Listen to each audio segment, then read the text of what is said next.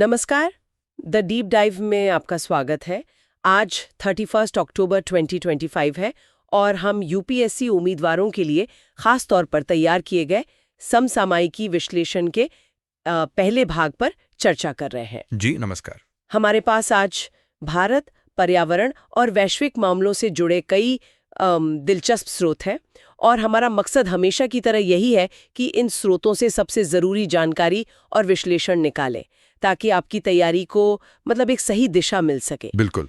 ये भी हो सकता है कि कुछ विषयों पर हमने पहले थोड़ी बात की हो तो वो एक तरह से रिवीजन जैसा हो जाएगा और कुछ विषय शायद बिल्कुल नए हो। तो चलिए आज की इस चर्चा में गोता लगाते हैं। बिजी जरूर। शुरुआत करते हैं एक ऐसी परियोजना से जिसका लक्ष्य है ग्रामीण भारत की तस्वीर बदलना, समृद्ध ग्राम फिजिटल सर्विसेज पायलट प्रोजेक्ट। मैंने सुना है कि हाल ही में telecom centres of excellence TCOE ने इसे लागू करने के लिए कुछ प्रमुख भागीदारों के साथ समझौते किए हैं। ये फिजिटल क्या चीज है? हाँ, फिजिटल ये शब्द बनाया फिजिकल और डिजिटल से।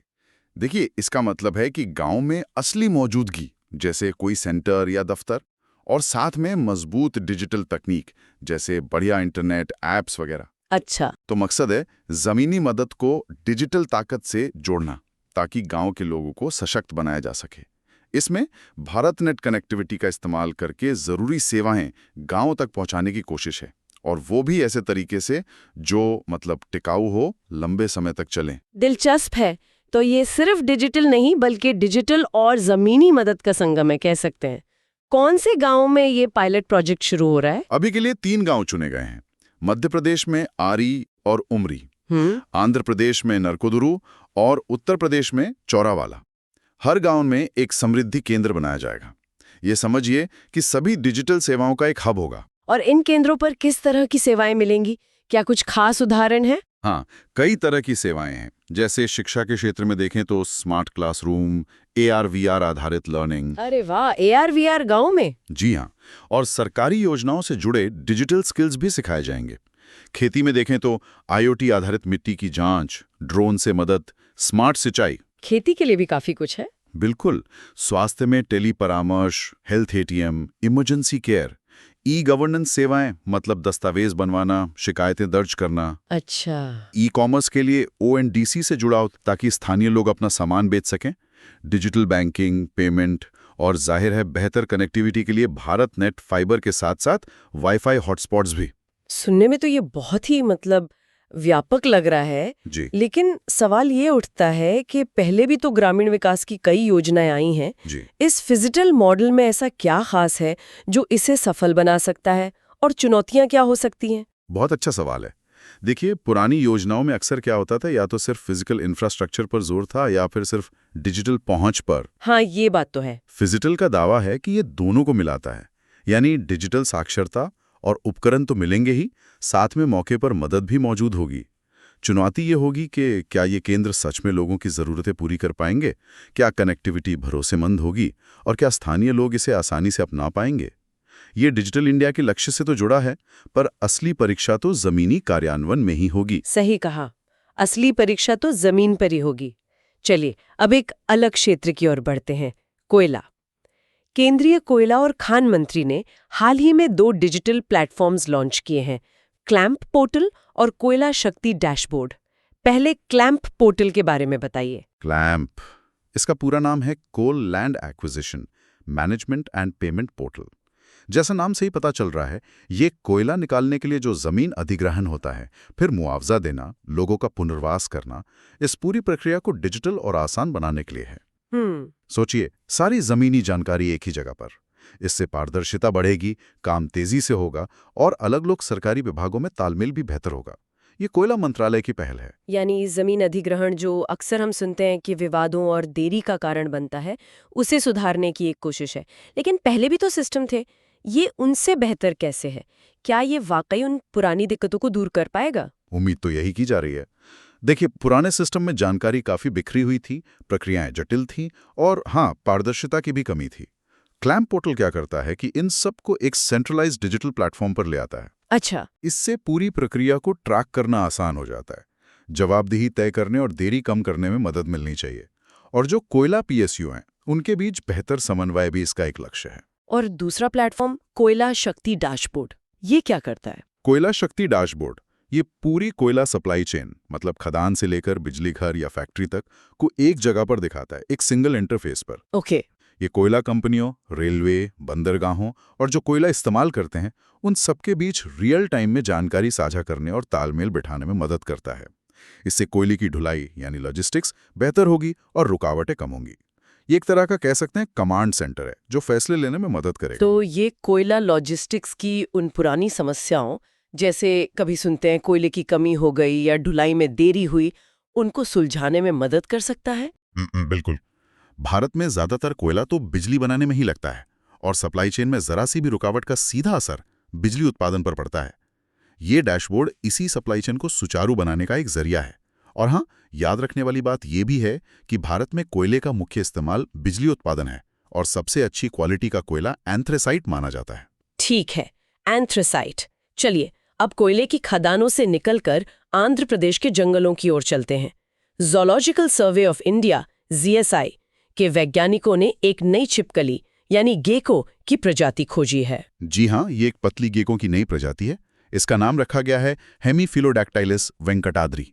इसे आंध्र प्रदेश के शेषाचलम बायोस्फीयर रिजर्व की तिरुमाला पहाड़ियों में खोजा गया है। ओहो, तिरुमाला पहाड़ियाँ। जी, और नाम भी वहीं की पवित्र वेंकटाद्रि पहाड़ियों पर रखा गया है। ये आंध्र प्रदेश से मिलने वाली ऐसी दूसरी पतली गेको प्रजाति है। पहली वाली हेमीफिलोडैक्टाइलिस अराक्वेंसिस थी। शेषाचलम बायोस्फीयर रिजर्व, ये तो काफी महत्वपूर्ण जगह है, खासकर तिरुपति मंदिर के कारण भी लोग जानते हैं। इस खोज का क्या महत्व है? बिल्कुल, शेषाचलम बायोस्फीयर रिजर्व, जिसे तिरुपति कड़पा पहाड़ियां भी कहते हैं, ये दक्षिणी आंध्र प्रदेश में पूर्वी घाट का एक बहुत अहम हिस्सा है और अपनी खास जैव विविधता के लिए जाना जाता है। इसे 2010 में बायोस्फीयर रिजर्व घोषित किया गया था। अच्छा। इस नई गेको प्रजाति का मिलना ये दिखाता है कि इस क्षेत्र में अभी भी बहुत कुछ खोजना बाकी है। ये छोटी सी छिपकली है, करीब 2 इंच लंबी, और ये इस इकोसिस्टम के स्वास्थ्य का एक संकेतक भी हो सकती है। यूपीएससी के नजरिए से देखें तो ऐसी खोजें जैव विविधता, संरक्षित क्षेत्रों जैसे बायोस्फीयर रिजर्व और स्थानिक प्रजातियों एंडेमिक स्पीशीज के महत्व को रेखांकित करती हैं। दिल्ली विकास प्राधिकरण (DDA) पूर्वी दिल्ली में भारत की पहली ट्रांजिट ओरिएंटेड डेवलपमेंट (TOD) परियोजना शुरू कर रहा है। ये TOD क्या बला है? सुनने में थोड़ा टेक्निकल लगता है। हाँ, TOD यानी ट्रांजिट ओरिएंटेड डेवलपमेंट। ये शहरी प्लानिंग अर्बन प्लान का एक तरीका है। इसमें कोशिश ही की जाती है कि ज़्यादा से ज़्यादा घर, दुकानें, दफ्तर वगैरह पब्लिक ट्रांसपोर्ट स्टेशनों जैसे मेट्रो या बस स्टॉप के एकदम पास बनाए जाएं। इतनी पास के लोग पैदल जा सकें। मकसद ये है कि लोग अपनी गाड़ियों का कम इस्तेमाल करें, उनकी रोज की यात्रा छोटी हो और शहर में भीड़ और प्रदूषण कम हो। सुनने में तो ये बहुत ही अच्छा लगता है, खासकर दिल्ली जैसे शहरों के लिए जहाँ ट्रैफिक एक बड़ी समस्या है। लेकिन क्या ये भारत में प्रैक्टिकल है? इसके मुख्य सिद्धांत क्या हैं? देखिए, प्रैक्टिकल बनाने की ही कोशिश है ये। इसके कुछ मूल सिद्धांत हैं। पहला, जो भी डेवलपमेंट हो वो किसी बड़े ट्रांजिट हब जैसे मेट्रो स्टेशन के चारों ओर केंद्रित हो। ओके। दूसरा, अलग अलग ट्रांसपोर्ट के साधन जैसे मेट्रो से उतरे तो बस आसानी से मिल जाए या साइकिल मिल जाए, ये सब जुड़ा हुआ हो। तीसरा, पैदल चलने वालों और साइकिल चलाने वालों के लिए सुरक्षित और अच्छे रास्ते हों। ठीक है। चौथा, आसपास दुकानें, दफ्तर, घर सब कुछ मिले जुले हों, यानी मिक्स्ड यूज हों, ताकि लोगों को काम करने, रहने, मनोरंजन के लिए ज्यादा दूर ना जाना पड़े। और पांचवा, खुले सार्वजनिक स्थान जैसे पार्क या प्लाजा वगैरह हों। इसके फायदे क्या हैं, खासकर सरकार या ट्रांसपोर्ट एजेंसीज के लिए? फायदे कई हैं। सबसे बड़ा तो यही कि ट्रैफिक कम होता है, प्रदूषण घटता है। ट्रांसपोर्ट एजेंसीज के लिए स्टेशन के आसपास की कमर्शियल गतिविधियों से टिकट के अलावा भी कमाई हो सकती है, मतलब नॉन टिकट रेवेन्यू। अच्छा, ये भी एक एंगल है। हाँ, और सरकारों के लिए ये वैल्यू कैप्चर फाइनेंसिंग का एक तरीका है। मतलब TOD से जब आसपास की जमीन की कीमत बढ़ती है तो उस बढ़ी हुई वैल्यू का कुछ हिस्सा इस्तेमाल करके पब्लिक प्रोजेक्ट्स को फंड किया जा सकता है। चुनौती यह है कि इसे इस तरह लागू किया जाए कि ये समावेशी हो, मतलब हर आय वर्ग के लोग वहां रह सकें और मौजूदा इंफ्रास्ट्रक्चर पर ज्यादा बोझ न डालें। ये शहरी विकास और परिवहन योजना को जोड़ने की एक अहम कोशिश है। शहरी विकास और परिवहन का एकीकरण। चलिए अब शहरी नियोजन से जरा जमीनी लोकतंत्र की ओर चलते हैं। पंचायती राज मंत्रालय ने मॉडल यूथ ग्राम सभा MYGS शुरू की है। ये क्या है? ये स्कूली बच्चों के लिए एक तरह का मॉक पार्लियामेंट है, लेकिन ग्राम सभा के लेवल पर। मतलब छात्र नकली ग्राम सभा सत्रों में हिस्सा लेंगे। अच्छा, कैसे? वो सरपंच, वार्ड सदस्य, ग्राम सचिव, आंगनवाड़ी कार्यकर्ता जैसी भूमिकाएं निभाएंगे। गांव के मुद्दों पर बाकायदा बहस करेंगे और गांव का बजट या विकास योजनाएं बनाने का अभ्यास करेंगे। ये कुछ मॉडल UN जैसा है, पर भारतीय पंचायतों के संदर्भ में। अरे वाह, ये तो काफी दिलचस्प पहल लग रही है। किन स्कूलों में और किन छात्रों के लिए है ये? योजना है कि इसे देश भर के 1000 से ज्यादा स्कूलों में लागू किया जाएगा। इनमें जवाहर नवोदय विद्यालय, JNVs, एकलव्य मॉडल आवासीय विद्यालय EMRSs, जो आदिवासी छात्रों के लिए हैं, और राज्य सरकार के स्कूल भी शामिल हैं। कक्षा 9 से 12 के छात्र इसमें हिस्सा लेंगे और पंचायती राज मंत्रालय हर स्कूल के इसके आयोजन के लिए 20,000 रुपए की सहायता भी देगा। इसका असल मकसद क्या है? क्या इससे वाकई जमीनी स्तर पर लोकतंत्र की समझ बढ़ेगी बच्चों में? मकसद तो यही है कि युवाओं को छोटी उम्र से ही स्थानीय शासन और ये जो हमारी पंचायती राज व्यवस्था है उससे जोड़ा जाए। उनमें एक नागरिक जिम्मेदारी की भावना जगाई जाए और लोकतंत्र में भागीदारी को बढ़ावा दिया जाए। ये किताबी ज्ञान से आगे बढ़कर प्रैक्टिकल अनुभव देने की कोशिश है। हाँ, ये बात तो सही है। अगर इसे सही ढंग से लागू किया गया तो ये युवाओं को अपने समुदाय के विकास में सक्रिय भूमिका निभाने के लिए प्रेरित कर सकता है। ये सहभागी लोकतंत्र यानी पार्टिसिपेटरी डेमोक्रेसी की दिशा में एक अच्छा कदम है। बिल्कुल। भारत में लोकतंत्र की जड़ों को और मजबूत करने की एक कोशिश। अब दुनिया के फेफड़े कहे जाने वाले अमेज़न के जंगलों की बात करते हैं। ब्राजील में अमेज़न फेस प्रोजेक्ट शुरू हुआ है। ये क्या है? हाँ, Amazon face, Amazon free air carbon dioxide enrichment, ये एक बहुत बड़ा फील्ड एक्सपेरिमेंट है। इसमें ब्राज़ील के मनौस शहर के पास अमेज़न के एक पुराने परिपक्व जंगल में कुछ पेड़ों को भविष्य में अनुमानित कार्बन डाइऑक्साइड यानी CO2 के बढ़े हुए स्तर पर रखा जा रहा है। अच्छा, कैसे करते हैं ये? इसके लिए फेस तकनीक का इस्तेमाल होता है। इसमें जंगल के ऊपर स्टील के बड़े बड़े टावर लगाए गए हैं, रिंग्स की शक्ल में, और इन रिंग्स के अंदर जो पेड़ हैं उन तक कंट्रोल्ड तरीके से ज्यादा CO2 पहुंचाई जाती है। कुछ रिंग्स को कंट्रोल के तौर पर सामान्य हवा में रखा जाता है। पर ऐसा क्यों किया जा रहा है? इस मुश्किल प्रयोग का मकसद क्या है? मकसद ये समझना है कि जब वातावरण में CO2 और बढ़ेगी, जैसा कि जलवायु परिवर्तन के कारण अनुमान लगाया जा रहा है, तो अमेज़न के जंगल उस पर कैसी प्रतिक्रिया देंगे। क्या वे ज्यादा CO2 सोखेंगे? क्या उनकी बढ़ोतरी पर कोई असर पड़ेगा? उनके पानी इस्तेमाल करने के तरीके में क्या बदलाव आएगा? ये अमेज़न जैसे विशाल और महत्वपूर्ण जंगल में अपनी तरह का पहला इतना बड़ा प्रयोग है। सेंसर लगातार जंगल की प्रतिक्रिया, जैसे CO2 का सोखना, ऑक्सीजन छोड़ना, पानी का वाष्पीकरण, ये सब दर्ज कर रहे हैं। इसके नतीजों का क्या महत्व हो सकता है? ये जानना क्यों जरूरी है? देखिए, अमेज़न के जंगल दुनिया के मौसम और कार्बन साइकिल को कंट्रोल करने में बहुत बड़ी भूमिका निभाते हैं। अगर बढ़ती CO2 से उनके काम करने का तरीका बदलता है तो इसका असर पूरी दुनिया के मौसम पर पड़ेगा, इसमें कोई शक नहीं। बात तो गंभीर है। इस प्रोजेक्ट के नतीजे हमें जलवायु परिवर्तन के प्रभावों को बेहतर ढंग से समझने और शायद उनसे निपटने के लिए बेहतर नीतियां बनाने में मदद करेंगे। इस प्रोजेक्ट को ब्राजील की सरकार और यूनाइटेड किंगडम का समर्थन प्राप्त है। यानी अमेज़न का भविष्य समझने की एक अहम वैज्ञानिक कोशिश। चलिए अब भारत में कृषि और निर्यात पर आते हैं। APADA ने GI टैग वाले 2 तरह के नींबू, इंडी लाइम और पुलियानकुडी लाइम, की पहली खेप हवाई जहाज से UK भेजी है। ये क्या किस्सा है? जी हाँ, ये दोनों नींबू अपनी खास पहचान रखते हैं और इन्हें GI टैग मिला हुआ है। इंडी लाइम जो है वो मुख्य रूप से कर्नाटक के विजयपुरा जिले में उगाया जाता है। अच्छा, कर्नाटक का? हाँ, इसकी विशेषताएं हैं बेहतर क्वालिटी, तीखी खुशबू, ज्यादा रस और संतुलित खट्टापन। इसका अपना सांस्कृतिक महत्व भी है। और दूसरा पुलियानकुडी लाइम? ये तमिलनाडु के पुलियानकुडी में बड़े पैमाने पर उगाया जाता है। उस जगह को तो तमिलनाडु का लेमन सिटी भी कहते हैं। ओहो, लेमन सिटी। जी, इस नींबू की खासकर कड़ायम किस्म की खासियत है पतला छिलका, ज्यादा खट्टापन और विटामिन C की काफी अच्छी मात्रा, करीब 34.3 मिलीग्राम प्रति 100 ग्राम। रस भी लगभग 55% होता है। इसे भी हाल ही में अप्रैल 2025 में GI टैग मिला है। विटामिन C, जैसा हम जानते हैं, इम्यूनिटी और कोलेजन बनाने के लिए जरूरी है। जीआई टैग वाले इन कृषि उत्पादों के निर्यात का क्या महत्व है, खासकर किसानों के लिए? देखिए, जीआई टैग किसी उत्पाद को उसकी खास भौगोलिक पहचान और क्वालिटी की गारंटी देता है। इससे अंतर्राष्ट्रीय बाजार में उसकी एक अलग पहचान बनती है, कीमत अच्छी मिलती है और मांग भी बढ़ सकती है। सही बात है। इस तरह के निर्यात से सीधे तौर पर किसानों की आय बढ़ाने में मदद मिलती है और हमारे भारतीय कृषि उत्पादों को दुनिया भर में पहचान मिलती है। एपीईडे यानी कृषि और प्रसंस्कृत खाद्य उत्पाद निर्यात विकास प्राधिकरण, जो वाणिज्य और उद्योग मंत्रालय के तहत काम करता है, इसी तरह के निर्यात को बढ़ावा देने का काम करता है। ये लोकल फॉर ग्लोबल का एक अच्छा उदाहरण है। बिल्कुल, लोकल फॉर ग्लोबल। कृषि उत्पादों से अब कीट पतंगों की अनोखी दुनिया में चलते हैं। कर्नाटक में दुनिया के सबसे बड़े पतंगों मॉथ में से एक एटलस मॉथ देखा गया है। हाँ, ये खबर काफी दिलचस्प है। ये वाकई एक विशाल पतंगा है, एटलस मॉथ। वैज्ञानिक नाम है एटिकस एटलस।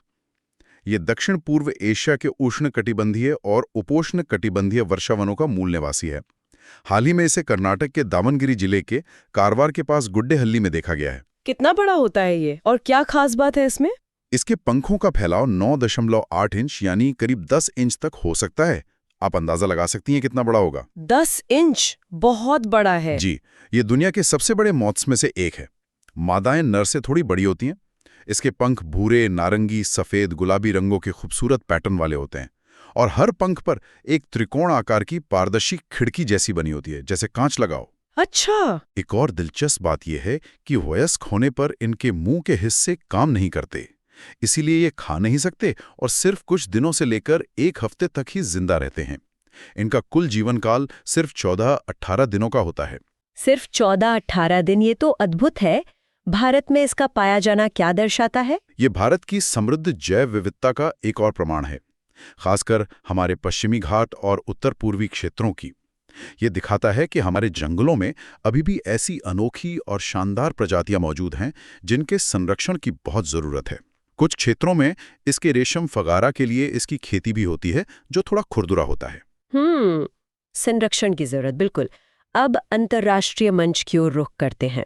हाल ही में 20वां पूर्वी एशिया शिखर सम्मेलन ईस्ट एशिया समिट EAS हुआ और इसमें कुआलालंपुर घोषणा अपनाई गई। ये EAS क्या है और भारत के लिए क्यों महत्वपूर्ण है? EAS यानी ईस्ट एशिया समिट। इसकी शुरुआत 2005 में कुआलालंपुर, मलेशिया में हुई थी। इसमें 10 आसियान देशों के अलावा 8 और बड़े देश शामिल हैं: ऑस्ट्रेलिया, चीन, भारत, जापान, न्यूजीलैंड, दक्षिण कोरिया, अमेरिका और रूस। अच्छा, काफी बड़ा समूह है ये तो। जी हाँ, ये इंडो पैसिफिक क्षेत्र का एक प्रमुख मंच है, जहां रणनीतिक, राजनीतिक और आर्थिक मुद्दों पर ऊंचे स्तर पर बातचीत होती है। सदस्य बनने के लिए कुछ शर्तें हैं, जैसे आसियान की मैत्री और सहयोग संधि TAC पर हस्ताक्षर करना जरूरी है, आसियान का औपचारिक संवाद भागीदार होना चाहिए, वगैरह। इसके फोकस क्षेत्र क्या है और ये जो हालिया सम्मेलन हुआ, इसमें क्या खास रहा? इसके 6 प्राथमिकता वाले क्षेत्र तय किए गए हैं: पर्यावरण और ऊर्जा, शिक्षा, वित्त, वैश्विक स्वास्थ्य मुद्दे और महामारी रोग, प्राकृतिक आपदा प्रबंधन और आसियान कनेक्टिविटी। जो 20वां शिखर सम्मेलन अभी हुआ, उसका मुख्य जोर बहुपक्षवाद, मल्टीलैटरलिज्म और वैश्विक शांति व प्रगति के लिए सामूहिक कार्रवाई पर था। भारत के लिए ये मंच बहुत महत्वपूर्ण है। एक तो ये आसियान देशों से संबंध मजबूत करने का एक जरिया है, दूसरा इंडो पैसिफिक क्षेत्र में अपनी भूमिका निभाने और चीन के बढ़ते प्रभाव को संतुलित करने के लिहाज से भी अहम है। यानी क्षेत्रीय कूटनीति का एक अहम अखाड़ा है ये। और अंत में वापस भारत के पर्यावरण संरक्षण पर आते हैं। उत्तर प्रदेश के हस्तिनापुर वन्यजीव अभयारण्य में खैर के पेड़ों की अवैध कटाई का मामला सामने आया है। इस अभयारण्य के बारे में कुछ बताइए। जी, हस्तिनापुर वन्यजीव अभयारण्य उत्तर प्रदेश के मेरठ जिले में स्थित है। ये 1986 में स्थापित हुआ था और गंगा नदी के किनारे बसा है, जो मुजफ्फरनगर और बिजनौर जिलों से होकर बहती है।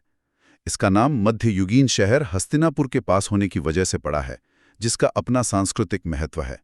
ये काफी बड़ा है, करीब 2073 वर्ग किलोमीटर में फैला हुआ है। और यहाँ की खासियत क्या है? जीव जंतु, वनस्पति, दलदल, घास के मैदान, जंगल, नदी इकोसिस्टम। गंगा और उसकी सहायक नदियां यहां से बहती हैं, जो इसकी जैव विविधता को बढ़ाती हैं। वनस्पति में लंबी गीली घास, सूखी छोटी घास, झाड़ियाँ और साल, शीशम, खैर, जामुन जैसे पेड़ प्रमुख हैं। और जानवर?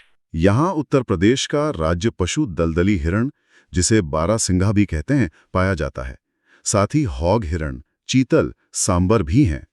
और राज्य पक्षी सारस क्रेन भी यहाँ मिलता है। अच्छा, सारस क्रेन भी? जी, ये एशिया फ्लाईवे परियोजना का भी हिस्सा है, इसलिए यहाँ बहुत से प्रवासी पक्षी भी आते हैं, स्थानीय और विदेशी दोनों। मगरमच्छ प्रजनन परियोजनाओं के तहत मगरमच्छ के बच्चों को हस्तिनापुर के पास गंगा नदी में छोड़ा जाता है और वर्ल्ड वाइड फंड WWF की मदद से कछुओं के पुनर्वास कार्यक्रम का केंद्र भी इसी अभयारण्य के पास है। तो काफी महत्वपूर्ण जगह है ये। इस अवैध कटाई जैसी घटनाओं से क्या पता चलता है? इन अभयारण्यों के सामने क्या चुनौतियां हैं? ये घटना दिखाती है कि संरक्षित क्षेत्रों के अंदर और आसपास भी अवैध गतिविधियों का खतरा लगातार बना रहता है। हस्तिनापुर जैसे अभयारण्य, जो अक्सर इंसानी बस्तियों के काफी करीब होते हैं, उनके सामने कई चुनौतियां हैं, जैसे संसाधनों पर दबाव, मानव वन्य जीव संघर्ष का बढ़ना और अवैध शिकार या पेड़ों की कटाई। इनके प्रभावी प्रबंधन और स्थानीय समुदायों के सहयोग से ही इनका संरक्षण संभव है। सिर्फ कानून बना देना काफी नहीं होता। बिल्कुल सही कहा, स्थानीय समुदायों का सहयोग बहुत जरूरी है। तो ये थी 31 अक्टूबर 2025 भाग 1 की कुछ अहम समसामयिक घटनाएं। हमने ग्रामीण तकनीक से लेकर वैश्विक कूटनीति और पर्यावरण संरक्षण तक कई पहलुओं को छुआ आज। हाँ, और ये देखना दिलचस्प है कि कैसे ये सब चीजें आपस में जुड़ी हुई हैं। तकनीक कैसे शासन जैसे क्लाम पोर्टल और ग्रामीण विकास समृद्ध ग्राम को बदल रही है, कैसे शहरी नियोजन TOD हमारे पर्यावरण और जीवन शैली दोनों पर असर डाल रहा है, और कैसे वैश्विक सहयोग जैसे EAS, अमेज़न फेस और स्थानीय संरक्षण के प्रयास जैसे हस्तिनापुर नई प्रजातियों की खोज हमारे भविष्य के लिए जरूरी हैं। एक सवाल जो मेरे मन में आता है, क्या अमेज़न फेस जैसे महत्वाकांक्षी वैज्ञानिक प्रोजेक्ट से मिली जानकारी वास्तव में वैश्विक जलवायु नीतियों में ठोस बदलाव ला पाएगी, खासकर तब जब अक्सर आर्थिक हितों का टकराव सामने आ जाता है? ये सोचने वाली बात है। या फिर ये कि हस्तिनापुर जैसे अभयारण्यों को बचाने के लिए सिर्फ कानून और निगरानी काफी है, या हमें समुदाय आधारित संरक्षण मॉडल पर और ज्यादा गंभीरता से काम करने की जरूरत है? बिल्कुल, ये सवाल हैं जिन पर विचार करना चाहिए। तो इन सवालों और जानकारियों पर विचार जरूर कीजिएगा। UPSC की तैयारी के लिए ऐसे ही और गहन विश्लेषणों के लिए हमें लाइक और सब्सक्राइब करना ना भूलें। अगले सत्र में फिर मिलेंगे। नमस्कार।